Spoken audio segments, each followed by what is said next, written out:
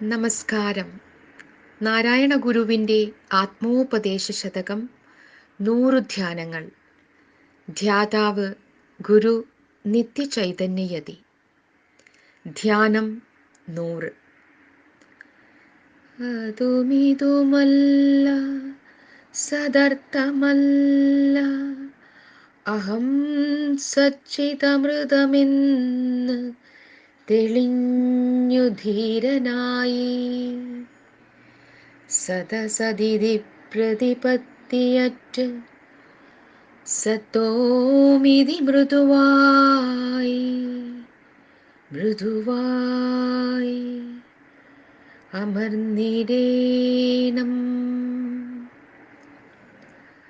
പരമാർത്ഥത്തെ അതെന്നോ ഇതെന്നോ തീർത്തു പറയാവുന്നതല്ല. ഒരാൾക്ക് സഹജമായുണ്ടാകുന്ന അറിവിനെ ഞാൻ എന്ന് സ്വയമേ അറിയുകയും ആ അറിവ് ബാഹ്യപ്രകാശം കൂടാതെ നിലകൊള്ളുകയും ചെയ്യുന്നത് കൊണ്ട് അതുതന്നെ ആയിരിക്കണം സദ്വസ്തുവിൻ്റെ അനിഷേധ്യമായ അർത്ഥം എന്ന് പറയുന്നതായാൽ അതും ശരിയല്ല. ഒരിക്കലും നിഷേധിക്കാനാവാത്ത ഉണ്മയാണ് അടിസ്ഥാനമെന്ന് നിസ്തർക്കം പറയാം.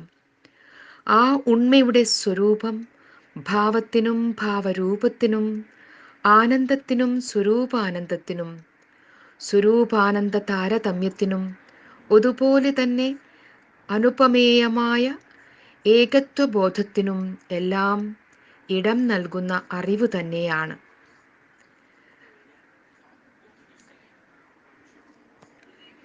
ആ അറിവ് എല്ലാ ദ്വൈത ചിന്തയെയും ഒഴിവാക്കി അഭയം നൽകുന്നു.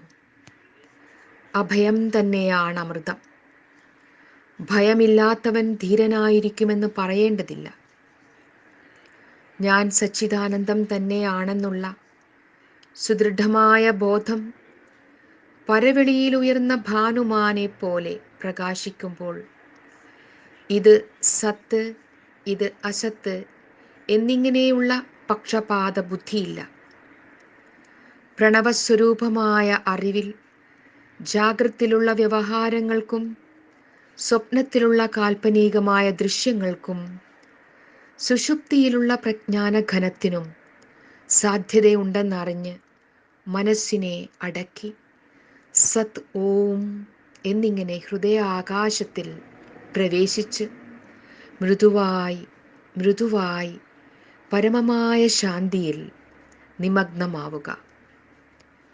ഓം തത് സത്.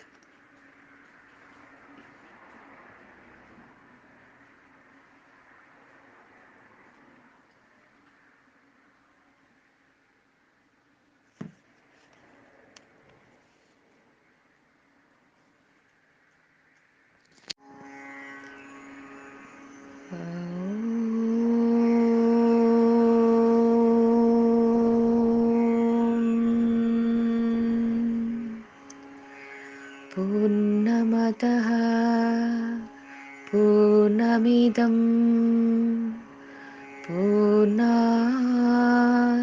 പൂർണ്ണമുദച്യത്തെ പൂർണ്ണസ്യ പൂർണ്ണമാദായ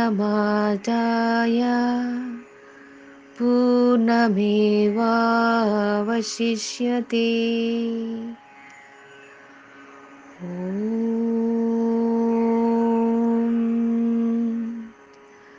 ശാന്തി ശാന്തി ശാന്തി.